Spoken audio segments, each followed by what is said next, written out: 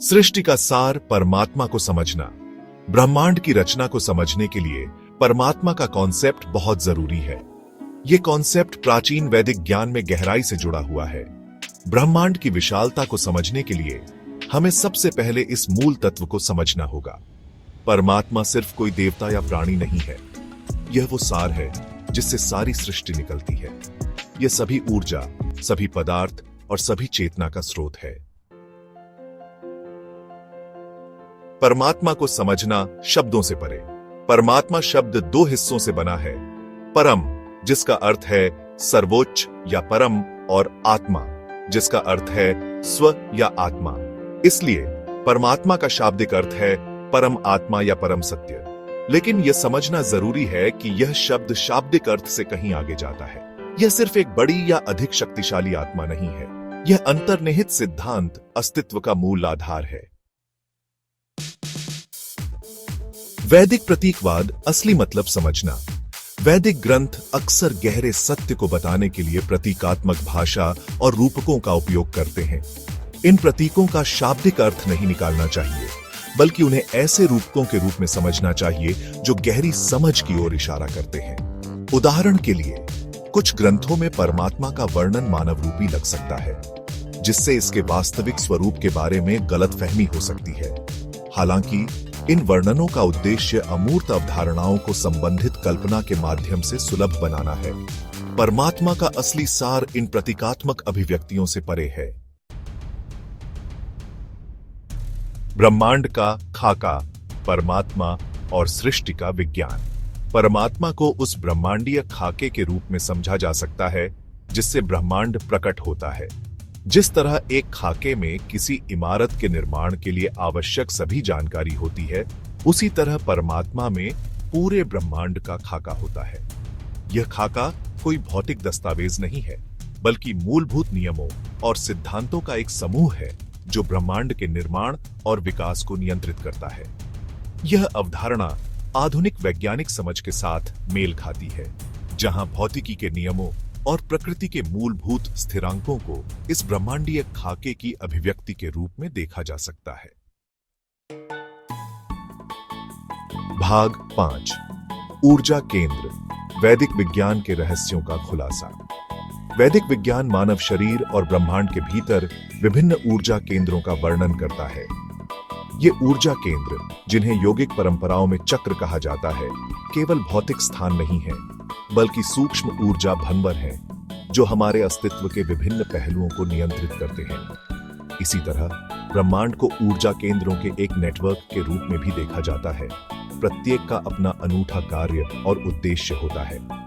सृष्टि की गतिशीलता को समझने के लिए इन ऊर्जा केंद्रों और उनकी परस्पर क्रिया को समझना महत्वपूर्ण है। भाग 6, गलतफहमियों को दूर करना, परमात्मा का असली स्वरूप। कुछ आधुनिक व्याख्याएं परमात्मा को सृष्टि से अलग एक देवता के रूप में चित्रित करती हैं, जो इसे दूर से नियंत्रित करता है। यह व्याख्या कुछ धार्मिक ग्रंथों की शाब्दिक समझ से उत्पन्न होती है और परमात्मा के वास्तविक सार को समझने में विफल रहती है। परमात्मा सृष्टि से अलग नहीं है। यह अस्तित्व का आधार है, वह आधार जिससे सब कुछ उत्पन्न होता है। यह कोई बाहरी बल नहीं है, बल्कि प्रत्येक परमाणु और प्रत्येक जीवित प्राणी के भीतर अंतर्निहित बुद्धिमत्ता है।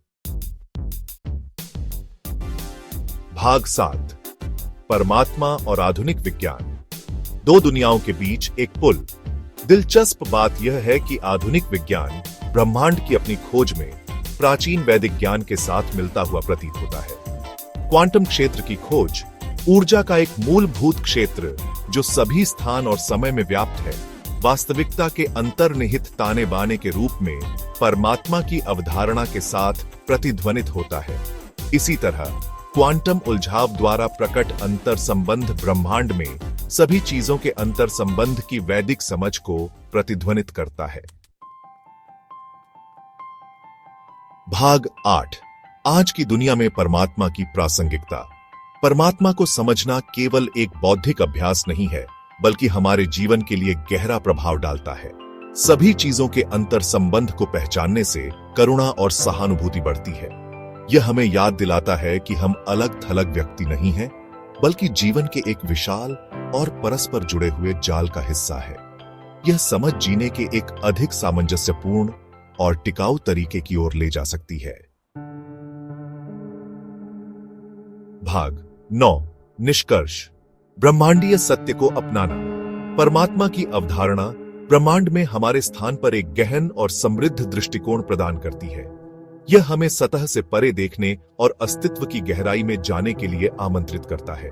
इस ब्रह्मांडीय सत्य को समझकर और अपनाकर हम सृष्टि के स्रोत से जुड़े अधिक सार्थक और पूर्ण जीवन जी सकते हैं। भारतीय रहस्यवाद असलियत और खुद की प्रकृति के बारे में गहरी जानकारी देता है। इस समझ का केंद्र आत्मा की अवधारणा है। आत्मा असली स्व का प्रतिनिधित्व करता है, वो अनंत तत्व जो हर प्राणी में रहता है। इसे अक्सर विष्णु पालनहार के रूप में दर्शाया जाता है, जो अस्तित्व के सामंजस्य और संतुलन का प्रतीक है। विष्णु का त्रिपक्षीय स्वरूप उन मूलभूत ऊर्जाओं को दर्शाता है जो ब्रह्मांड को नियंत्रित करती है, सकारात्मक, नकारात्मक और तटस्थ। ये ऊर्जाएं अलग अलग नहीं हैं, बल्कि एकीकृत होल के इंटरकनेक्टेड पहलू हैं। ये तीनों ब्रेड की तरह हैं, न अलग होने वाली और उसके अस्तित्व के लिए जरूरी। सकारात्मक ऊर्जा सृजन, विस्तार और गतिशीलता का प्रतिनिधित्व करती है। नकारात्मक ऊर्जा विनाश, संकुचन और आत्मनिरीक्षण का प्रतिनिधित्व करती है। तटस्थ ऊर्जा संतुलन बिंदु का प्रतिनिधित्व करती है, वो स्थिर केंद्र जहां से ये विरोधी ताकतें निकलती हैं और जहां वे अंततः वापस आ जाती हैं। आत्मा के त्रिपक्षीय स्वरूप को समझना मानव अनुभव की जटिलताओं को समझने के लिए बहुत महत्वपूर्ण है। ये बताता है कि हम में से हर एक के अंदर सृजन और विनाश, खुशी और दुख, विस्तार और संकुचन के बीज होते हैं। अपने भीतर इन ऊर्जाओं को पहचानकर और उनमें सामंजस्य बिठाकर हम जीवन के कॉस्मिक डांस के साथ अलाइन होना शुरू कर देते हैं। हमारी इंद्रियां भौतिक दुनिया में नेविगेट करने के लिए आवश्यक होते हुए भी अक्सर वास्तविकता के असली स्वरूप को देखने में बैरियर्स का काम करती है। वे हमारी धारणा को दिखावे के दायरे तक सीमित कर देती हैं, जिससे अलग होने और द्वैत का भ्रम पैदा होता है। माया के रूप में जाना जाने वाला यह भ्रम जानबूझकर किया गया धोखा नहीं है, बल्कि हमारी सीमित धारणा का परिणाम है। यह कलाइडोस्कोप के माध्यम से दुनिया को देखने जैसा है, जहां कांच के टुकड़े जटिल पैटर्न्स और रंगों का भ्रम पैदा करते हैं। हमारी इंद्रियां माया के निरंतर बदलते कलाइडोस्कोप से मोहित होकर क्षणिक को शाश्वत, अस्थाई को स्थायी समझने की भूल कर बैठती है। हम इच्छाओं और मोह के जाल में फंस जाते हैं, क्षणिक सुखों के पीछे भागते हैं और अस्थाई आराम में सुकून ढूंढते हैं। हालांकि इंद्रिय अनुभव की सतह के नीचे एक गहरी वास्तविकता है। यह शुद्ध चेतना आत्मा का क्षेत्र है, जो भौतिक दुनिया के उतार चढ़ाव से अछूता रहता है। आत्मा की अवधारणा को पूरी तरह से समझने के लिए इसे जीव और प्रेत से अलग करना आवश्यक है। जीव व्यक्तिगत आत्मा को संदर्भित करता है, एक भौतिक रूप में सन्निहित आत्मा। यह इंद्रियों के लेंस के माध्यम से दुनिया का अनुभव करता है, माया की सीमाओं के अधीन। दूसरी ओर आत्मा सार्वभौमिक आत्मा है, शुद्ध, अपरिवर्तनीय चेतना जो पूरे अस्तित्व में व्याप्त है। यह शाश्वत साक्षी है, मौन प्रेक्षक जो जीवन और मृत्यु के नाटकों से अछूता रहता है। प्रेत, जिसे अक्सर गलत समझा जाता है, एक अलग एंटिटी नहीं है, बल्कि एक ट्रांजिशनल स्टेट में आत्मा है। यह सूक्ष्म शरीर है, अपने भौतिक आवरण से रहित, जो मृत्यु और पुनर्जन्म के बीच मौजूद है। कल्पना कीजिए कि पानी की एक बूंद आसमान से गिर रही है। जैसे ही यह समुद्र में मिलती है, यह अपनी व्यक्तिगत पहचान खो देती है और पानी के विशाल विस्तार के साथ एक हो जाती है। इसी तरह जन्म और मृत्यु के चक्र से मुक्ति पाने पर जीव आत्मा में विलीन हो जाता है, अपनी वास्तविक प्रकृति को शुद्ध चेतना के रूप में महसूस करता है। प्राचीन भारतीय ग्रंथ उपनिषद ब्रह्म से ब्रह्मांड की उत्पत्ति का वर्णन करते हैं, जो परम वास्तविकता है। ब्रह्म कोई देवता नहीं है, बल्कि सभी अस्तित्व का आधार है, अनंत, शाश्वत और अपरिवर्तनीय चेतना जिससे सभी चीजें उत्पन्न होती हैं और जिसमें वे अंततः वापस आ जाती हैं। इस संदर्भ में सृष्टि एक घटना नहीं, बल्कि एक सतत प्रक्रिया है, ऊर्जा और चेतना का एक कॉस्मिक डांस। यह एक कंपन से शुरू होता है, ब्रह्म की शांति के भीतर एक सूक्ष्म डिस्टर्बेंस। यह कंपन एक आधी ध्वनि को जन्म देता है, जिसे अक्सर पवित्र शब्द AUM द्वारा दर्शाया जाता है, जो पूरे ब्रह्मांड में गूंजता है, प्रकट होने की प्रक्रिया को गति प्रदान करता है। इस आदि ध्वनि से 5 तत्व उत्पन्न होते हैं: आकाश, वायु, अग्नि, जल और पृथ्वी। ये तत्व विभिन्न संयोजनों और क्रम परिवर्तनों में प्रकट दुनिया के असंख्य रूपों और घटनाओं को जन्म देते हैं। कई प्राचीन परंपराओं में प्रतीकों का उपयोग ब्रह्मांडीय ऊर्जा और संतुलन की गहन शक्तियों का प्रतिनिधित्व करने के लिए किया गया है। ये प्रतीक अक्सर जटिल और मंत्रमुग्ध कर देने वाले भौतिक और आध्यात्मिक रियल्म्स के बीच एक सेतु का काम करते हैं। वे हमें उस नाजुक संतुलन की याद दिलाते हैं जो ब्रह्मांड को नियंत्रित करता है। इन प्रतीकों को समझकर और उन पर ध्यान करके हम अपने आप को ऊर्जा के प्राकृतिक प्रवाह के साथ जोड़ सकते हैं, अपने जीवन में सामंजस्य और शांति प्राप्त कर सकते हैं। आध्यात्मिक विकास की यात्रा गहन खोजों से भरा रास्ता है। इन्हीं गेटवेज के माध्यम से हम अपने अस्तित्व के गहरे पहलुओं को समझना शुरू करते हैं। ध्यान, आत्मचिंतन और पवित्र ग्रंथों के अध्ययन जैसे अभ्यासों को अपनाकर हम आंतरिक विकास और एनलाइटनमेंट की संभावना को अनलॉक करते हैं। इस रास्ते पर हम जो भी कदम उठाते हैं, वह हमें अपने असली स्व के सार के करीब लाता है।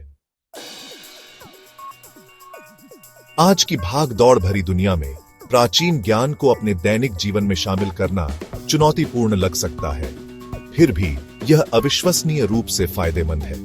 भारतीय दर्शन की कालातीत शिक्षाएं हमें आधुनिक जीवन की जटिलताओं को सहजता और संतुलन के साथ नेविगेट करने के टूल्स प्रदान करती है। माइंडफुलनेस, करुणा और नॉन अटैचमेंट जैसे सिद्धांतों को लागू करके हम सामंजस्य और आंतरिक शांति का जीवन जी सकते हैं। यह पुराने और नए के बीच उस नाजुक संतुलन को खोजने के बारे में है और प्राचीन ज्ञान को हमारी समकालीन यात्रा में हमारा मार्गदर्शन करने की अनुमति देने के बारे में है। आंतरिक परिवर्तन की यात्रा एक गहरा व्यक्तिगत और परिवर्तनकारी अनुभव है। इसके लिए हमें अपने अंदर देखने, अपने डर का सामना करने और अपने असली स्व को अपनाने की आवश्यकता होती है।